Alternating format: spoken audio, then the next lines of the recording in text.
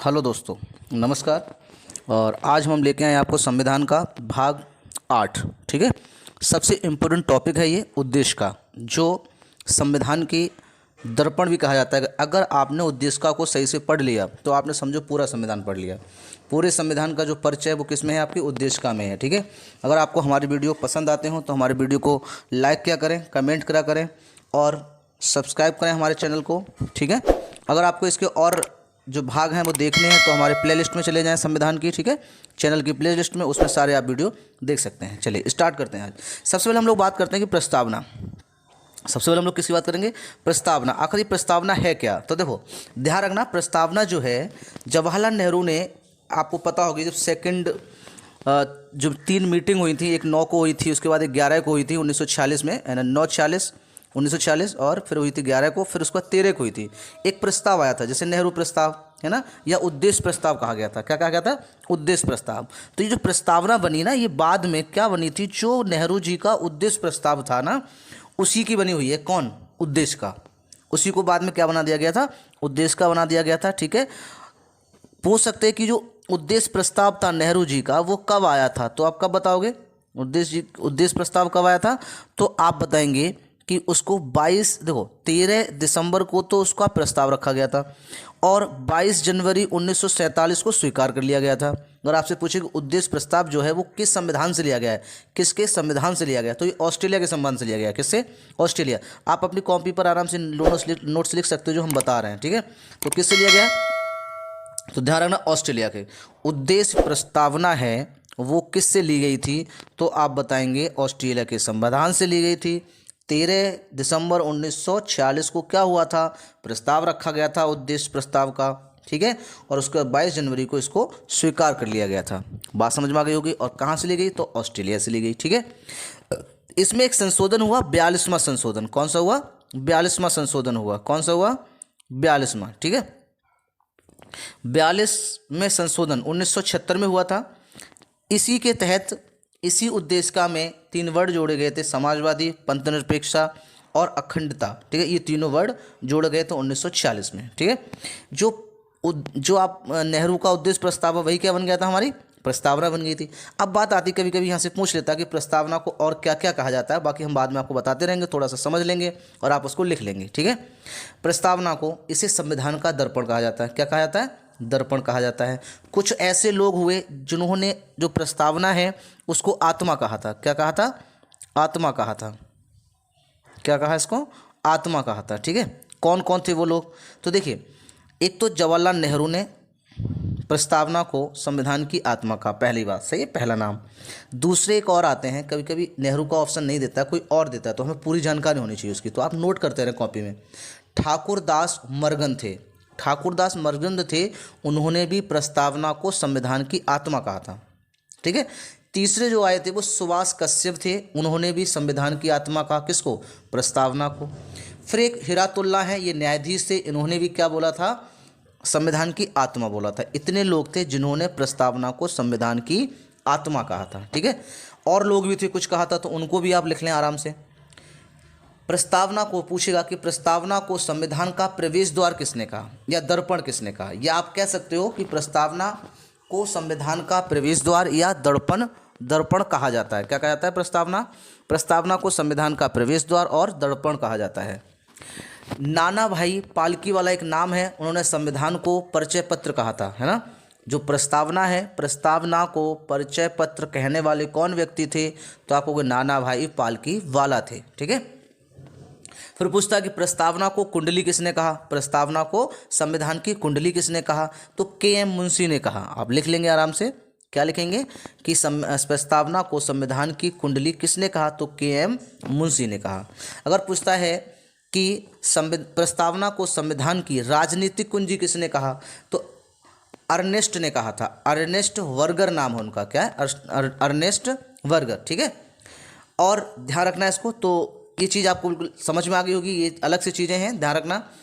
संविधान की आत्मा अगर कहने की बात करेगा तो भीमराव अंबेडकर ने भी कहा था, लेकिन उन्होंने प्रस्तावना को नहीं कहा। उन्होंने अनुच्छेद जो 32 है उसको भीमराव अंबेडकर ने संविधान की आत्मा का। कुछ बच्चे कंफ्यूज रहते हैं, तो प्रस्तावना को उन्होंने नहीं कहा था। ठीक है, भीमराव अंबेडकर ने संविधान की रीढ़ भी बताया था, लेकिन उन्होंने प्रस्तावना को नहीं बताया था। अनुच्छेद 21 को भीमराव अंबेडकर क्या कहते हैं कि ये संविधान की क्या है, रीढ़ है। ठीक है, और मौलिक अधिकारों को जवाहरलाल नेहरू ने, मौलिक अधिकारों को किनको, जवाहरलाल नेहरू ने अंतरात्मा भी कहा था। क्या कहा था, अंतरात्मा कहा था। ठीक है, तो ये चीज़ें प्रस्तावना से संबंधित हैं, समझ गए होंगे। कुल मिलाकर हम लोग आगे बढ़ते हैं।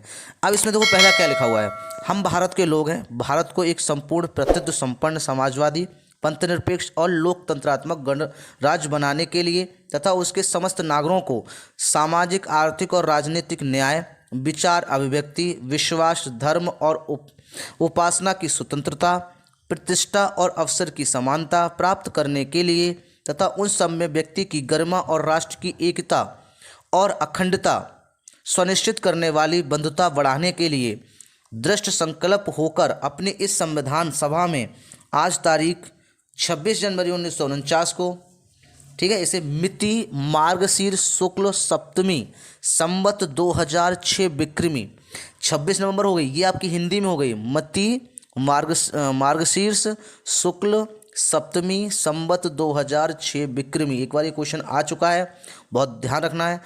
चाहे 26 जनवरी 1949 को मान लो ऑप्शन में नहीं दिया हुआ तो ये आपका हिंदी में पूछ सकता है। ठीक है, मति मार्ग शुक्ल सप्तमी संवत 2006 विक्रमी। ठीक है, ध्यान रखना।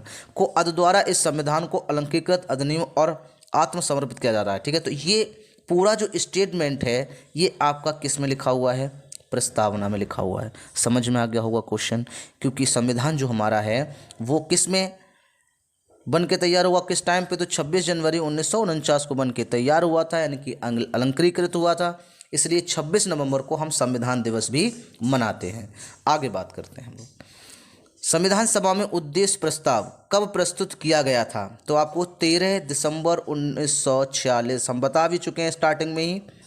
भारतीय संविधान का कौन सा भाग भारत को एक धर्मनिरपेक्ष राज्य के रूप में वर्णित करता है, तो धर्मनिरपेक्ष किस में लिखा हुआ है, संविधान में। संविधान की प्रस्तावना, भारतीय संविधान की प्रस्तावना में भारत को एक सार्वभौमिक समाजवादी धर्मनिरपेक्ष प्रजातंत्र गणराज्य के रूप में भी घोषित किया गया। किसको, भारतीय संविधान को। तो ध्यान रखना ये सब किस में लिखा हुआ है, प्रस्तावना में लिखा हुआ है। किस में लिखा हुआ है, प्रस्तावना में। ठीक है, नेक्स्ट बात करते हैं।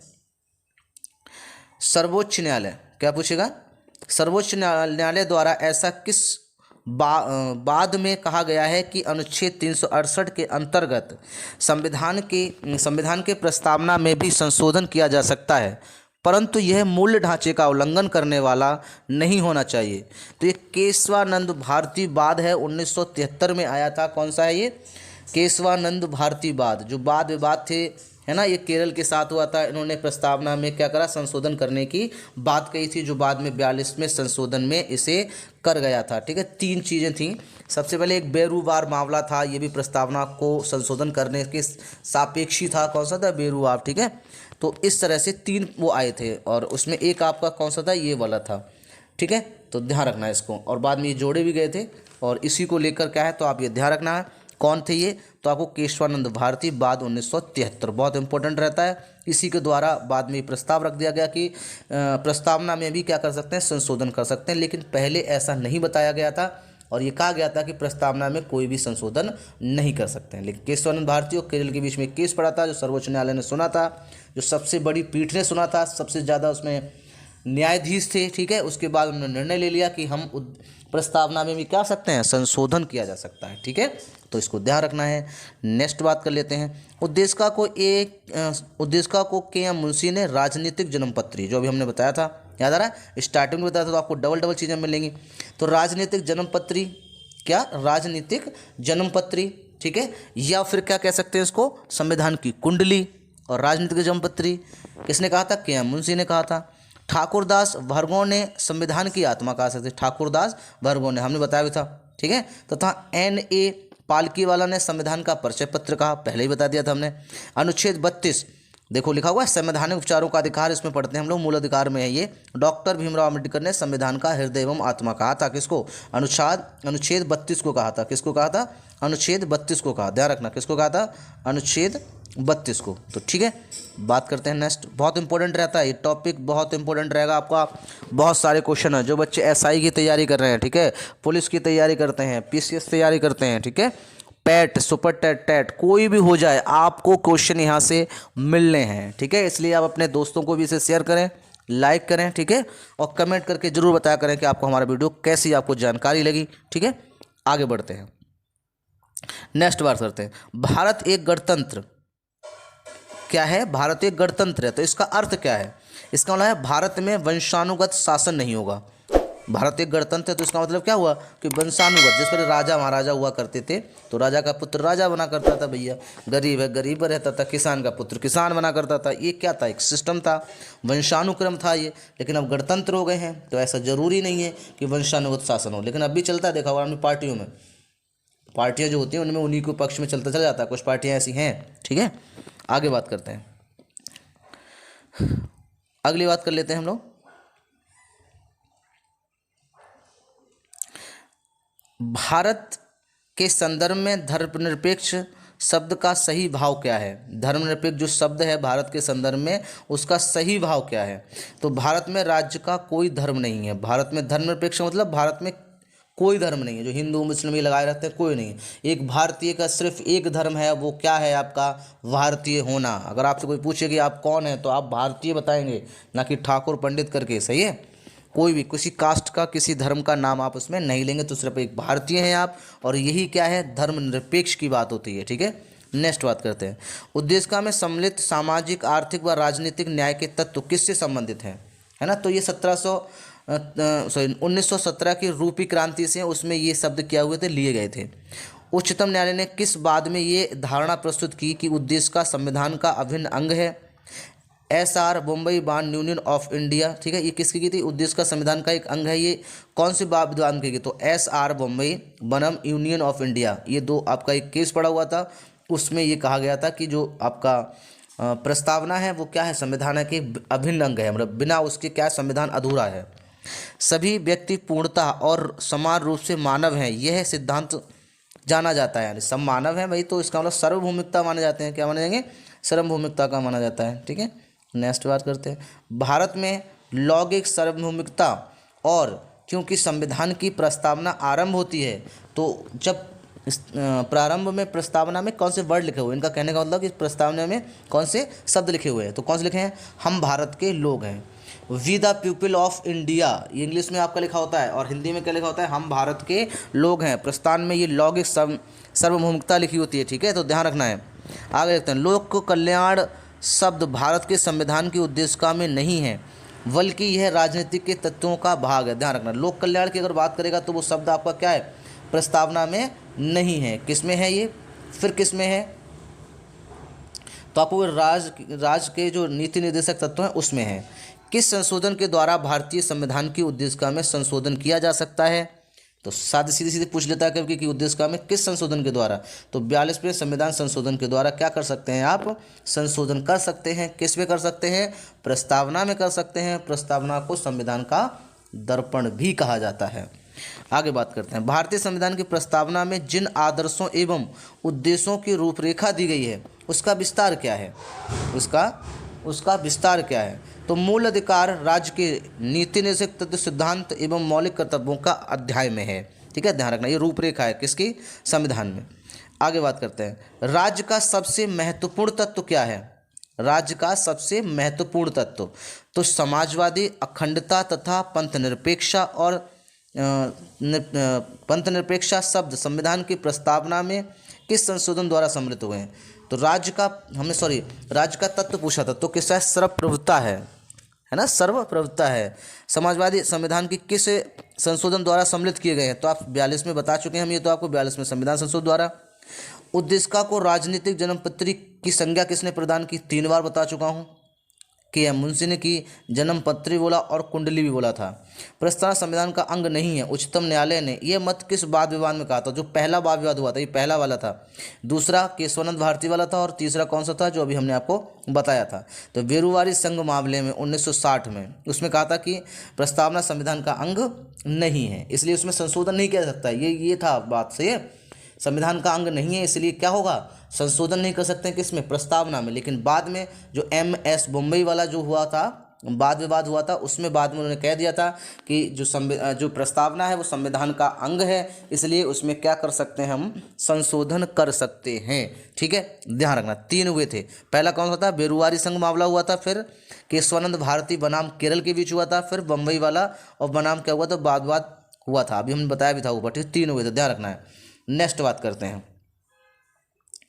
संविधान निर्माण में महत्वपूर्ण भूमिका निभाने वाले संविधान सभा के सदस्य सर अलहिद कृष्ण स्वामी अय्यर के अनुसार संविधान की प्रस्तावना हमारे दीर्घकालिक सपनों का विचार है। बहुत इंपॉर्टेंट रहता है, आपसे ये पूछ सकता है किसने कहा था ये, तो सर अलहिद कृष्ण स्वामी अय्यर ने कहा था कि संविधान की प्रस्तावना हमारे दीर्घकालिक सपनों का विचार है, कि भविष्य में सोचे जाने वालों का क्या है, ये विचार है, इसमें विचार रखे गए भविष्य को देखते हुए। ठीक है, अगला आता है, गोलकनाथ बनाम पंजाब राज्य के मामले में न्यायमूर्ति हिरादुल्ला ने उद्देशिका को संविधान की मूल आत्मा भी कहा था।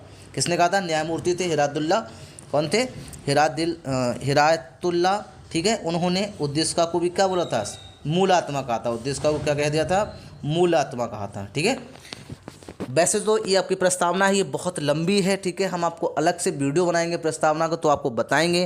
अभी PDF सीरीज चल रही है, बाद में हम लोग अपना वीडियो डालेंगे जो पूरा समझाया गया होगा। ठीक है, और हमारे चैनल से जुड़े रहें। ठीक है, और अपने दोस्तों को इसे शेयर करें, लाइक करें।